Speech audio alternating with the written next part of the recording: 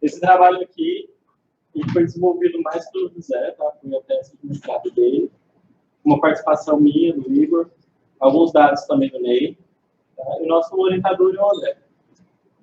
Então, o trabalho em si, ele foi dividido em introdução, a motivação do trabalho, a metodologia, que a gente abordou alguns subitens que eu vou exemplificar melhor da apresentação, os resultados das discussões, conclusão e pequenas diferenças.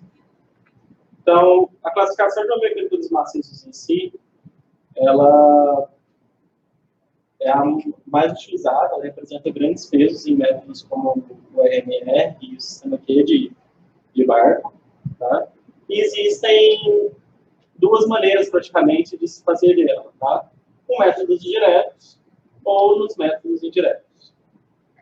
Os métodos indiretos para caracterização eles têm ganhado um grande espaço hoje em dia na mecânica de rochas, porque você acaba diminuindo a quantidade de amostras necessárias, físicas, e você começa a ter uma grande quantidade de dados também maior, de medições de dados, dependendo do que a gente vai usar. Dentre esses métodos indiretos, a gente tem as perfilagens geofísicas, e as mais usadas são os métodos de sônico, óptico e acústico. Bom, o RQD na classificação de tecidos maciços, ele tem um peso de 20% no RMR, tá, desenvolvido por Viniarski, sendo que a soma total dessa tabela ela vai de 0 a 100. Tá? E no sistema Q de Barton também ele entra com um grande peso. Bom, por que a gente começou a comparar os métodos de RQD Core com o RQD do APTV? Primeiro, a gente tem pouca literatura sobre isso, sobre como é o RQD do APTV. Tá?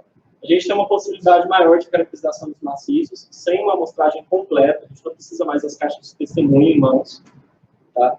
Isso também poupa um pouco de tempo em processamento, depois que a gente se habitua aos softwares, também fica um pouco mais rápido do que mover caixa e material. Agilidade e economia nos processos de caracterização, porque se você tem que amostrar menos, você gasta menos também. Você pode começar a fazer, por exemplo, sondagem destrutiva e passar o APTV. Bom, o que o RQD em si ele faz? Né? Ele observa as descontinuidades presentes numa manobra de um testemunho. E o que é a descontinuidade? É um termo que a gente utiliza para determinar planos de fraquezas que podem ser são resultantes, na verdade, da redução da resistência da rocha, atração e cisalhamento. Bom, aqui a gente tem uma imagem mostrando a identificação dessas descontinuidades. Então, as primeiras dificuldades, tá? A gente tem a descontinuidade, aqui a gente tem outra. Nessa imagem aqui a gente consegue ver, isso tudo são imagens do APTV, tá? No software AuCAD. E a gente consegue ver também uma outra descontinuidade, tá? Mais escuras. E aqui embaixo a gente também tem uma certa abertura. Tá? Aqui a gente consegue ver uma comparação da mesma descontinuidade no APTV com o Core. O que a gente tem aqui, que a gente consegue, então, encontrar bem essas descontinuidades, tá? Independente de qual dos dois métodos são. Mas existe um grande problema. Como a gente está tratando de imagem, a gente também está falando de resolução de imagem. E o método em si, ele requer uma certa velocidade, tá, de medição. E quanto menor ela for, maior a resolução. Porém, mais tempo você vai demorar para poder filmar o furo todo. Então, quais são uma dessas soluções quando você não tem grande resolução? Tá? Foi se aplicar, então, filtros de extração de RGB, onde a gente começa a tirar algumas cores, e aí, nessa imagem, infelizmente, a gente não consegue ver muito bem, mas essas continuidades elas começam a ficar mais escuras, enquanto o resto da rocha fica em outra cor qualquer. Tá? Aqui a gente tem um exemplo da mesma coisa, onde a gente começa a extrair as cores do RGB, e aqui a imagem, então, consegue mostrar aqui com diferente tipologia no furo, aqui também. E o restante, que não é de tão grande interesse, ele começa a ficar mais escuro. Salientando, então, o que é mais importante dentro da imagem em si. Essa imagem também mostra a mesma coisa, para a gente conseguir ver como é que fica a textura da rocha em si, fazendo a extração pelo RGB. Aqui a gente tem, aplicando esse mesmo filtro, como é que ficam as descontinuidades. Tá? Aqui, assim, ela fica mais escura, enquanto o resto fica entre vermelho e azul. Bom, aqui é uma questão também que a gente encontra dificuldade, mas ela, num plano geral, não é tão relevante para nós. Tá? Algumas das descontinuidades, quando elas estão fechadas, igual a gente consegue ver aqui nesse testemunho, para nós, aparentemente, ela parece aberta. Tá? Olhando somente no APTV. Igual essa daqui. Bom, e como é que a gente faz a marcação dessas descontinuidades, então? Então, a gente usando uma ferramenta dentro do ELCAD, a gente consegue fazer o desenho dessas descontinuidades, tá? Através dessas sinoides. E se elas houverem algum tipo de abertura, a gente também consegue fazer essa abertura. E, por fim, uma das coisas que a gente tem que fazer é a avaliação desses testemunhos de sondagem para a gente poder começar a comparar. Então, o que a gente decidiu fazer para comparar o RQD do testemunho com o RQD do OPTV? Bom, primeiro a gente pensou em começar a medir a determinação do espaçamento médio, que leva em consideração, então, levantar o número das descontinuidades naturais e depois fazer a divisão, tá, do comprimento da amostra pelo número dessas descontinuidades, como essa fórmula aqui. Esse parâmetro ele também foi definido porque ele tem um peso de 20% no RMR, sistema de classificação RMR. Aqui a gente tem uma imagem, tá, exemplificando como é que é feita a marcação dessas descontinuidades naturais, tá, para poder fazer o cálculo, então. Aqui a gente tem uma manobra só de mercado. Bom, a determinação do RQD, então, o core, que é o outro parâmetro que também tem um peso de 20% no RMR, ele mede praticamente os pedaços maiores que 5 milímetros, tá, ou 10 centímetros, dividido pelo comprimento total da manobra, vezes 100%. Aqui a gente tem uma imagem de como é considerada essas medidas, tá? Sempre olhando que a descontinuidade ela precisa cortar o eixo do furo. Para ser considerado, ela tem que ser maior do que 10 centímetros. Nessa imagem a gente tem como é feito o sentido do começo da manobra até o fim dessa manobra, como é marcada essas descontinuidades, que sempre tem que ficar atento. Aqui não tem uma bem exemplificada, mas essas quebras mecânicas que são feitas para encaixar o furo, ou por questão de movimentação da caixa, acaba acontecendo essas quebras mecânicas. Que por imagem, em uma caixa de testemunho, a gente não consegue identificar bem, porém na mão a gente consegue ver bem certinho essas quebras aqui. Bom, determinação do espaçamento, então, com o APTV.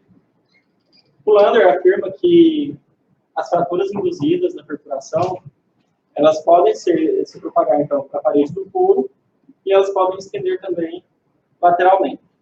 E como é que ela é feita? Do mesmo modo, tá? A gente levanta o número de descontinuidades, divide pelo comprimento da manobra e, no caso, esse comprimento de manobra para o OPTV, ele é o tamanho do furo todo registrado. Bom, determinação do espaçamento em si. O software,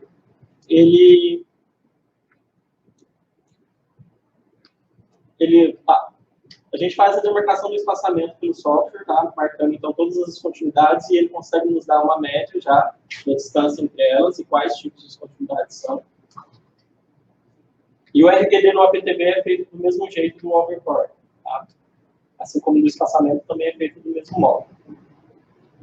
O problema com essa medida, ressaltando também que o problema de identificação de descontinuidades fechadas no furo e que aqui a gente vê possivelmente aberta, em um plano geral, ele não tem grande significância para nós, tá? Uma, duas, não vai fazer tanta diferença na correlação delas, como a gente vai ver. Um desafio no APTV também foi a determinar a profundidade dessas continuidades, tá? que ela é feita da seguinte maneira. São duas senoides simétricas, tá? Feito cálculos com base em topos coincidentes, com valores conhecidos, e uma amplitude de 10 centímetros, tá? Variando, então, de 0 a 360 valores senoide.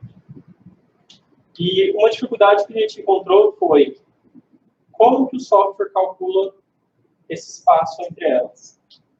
Ele não deixa no seu manual muito claro. Então, a gente começou a fazer alguns testes para ver como é que era feito o cálculo. Então, a gente fez topo a topo, base a base, meio a meio, tomando o valor de 0,35 como base para a gente descobrir como é feito o cálculo.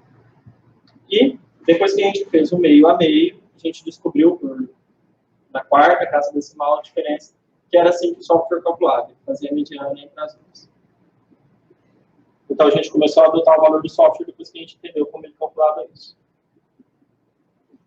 Bom, a validação dessas profundidades, ela foi feita com um edit do próprio software, tá? E tais como as profundidades de maior interesse no estudo, o azimuth, o mergulho, foi tudo calculado pelo próprio software. Já que esses furos todos são orientados pelo OpenTV. Bom, o RQD teórico, que pode ser obtido pelo OpenTV, ele é análogo ao obtido ao Scanline, tá? De Oliveira, 2015. Ele aconselha utilizar essa equação empregada. E a gente consegue comparar isso nesses gráficos aqui. Então, o RQD Core versus o OpenTV medido no trabalho todo, a gente conseguiu uma relação de 0,8.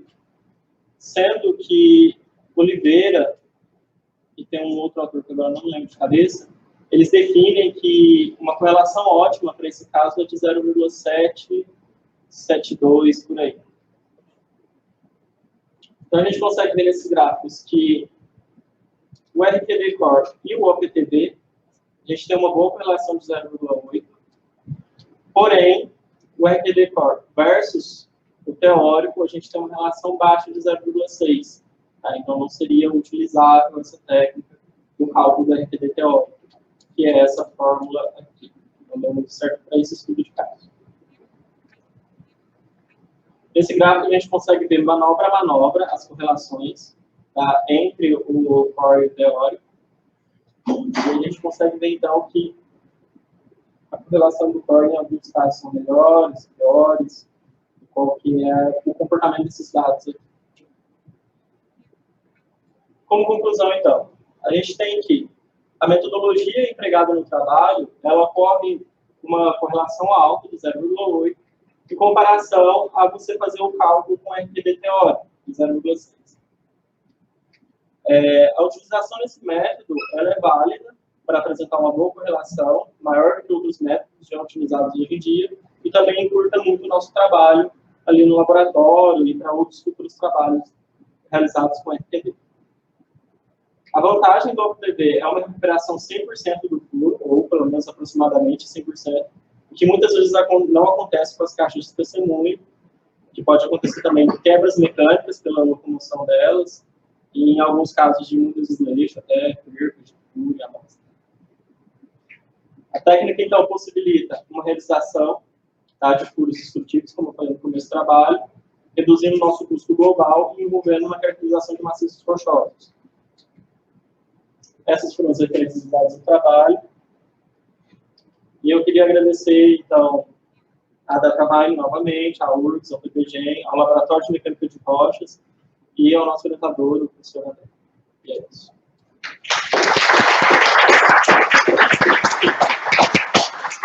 Muito obrigado de novo, Caio. Agora, como de costume, temos espaço para perguntas, presenciais, o pessoal online também. Vem dando pergunta, Caio. Eu tenho uma pergunta. Todas. Você acha que é possível ou é viável aplicar esses algoritmos de machine learning aí que estão em voga? A gente viu hoje vários colegas que aplicam isso a imagens, né, para reconhecer essas descontinuidades, porque nesse software eu mesmo, usuário, preciso marcar onde estão as descontinuidades, né? Sim. E em quilômetros de testemunho isso vai tomar um tempão, né, do geólogo. Então, será que não é possível usar um algoritmo para marcar essas descontinuidades? Olha, em alguns casos, com certeza deve ser possível, sim. Só que você tem que pensar que em imagens, vamos voltar aqui a alguns nossos exemplos, como essa, ele pode se perder muito. Sim. Tá? Então, é um caso que a gente tem que estudar com uma maior profundidade, mas de vista, assim, a gente tem que ter um exemplo ideal e a gente tem que ter a realidade para ver o quanto que ele vai dar de diferença. Possibilidade sempre há. Não há por que não testar, tá? Mas ainda não foi pensado nisso. Certo, obrigado. Tem alguma pergunta? Por favor. Eu não sei se o senhor percebe muito bem essa etapa que está acontecendo da correlação. No R quadrado, esse era que falava a correlação? Ou mudar a correlação seria o conceito de determinação? Sim. A correlação que está embaixo ou tem que tirar a raiz quadrada desse? Tem que tirar a raiz.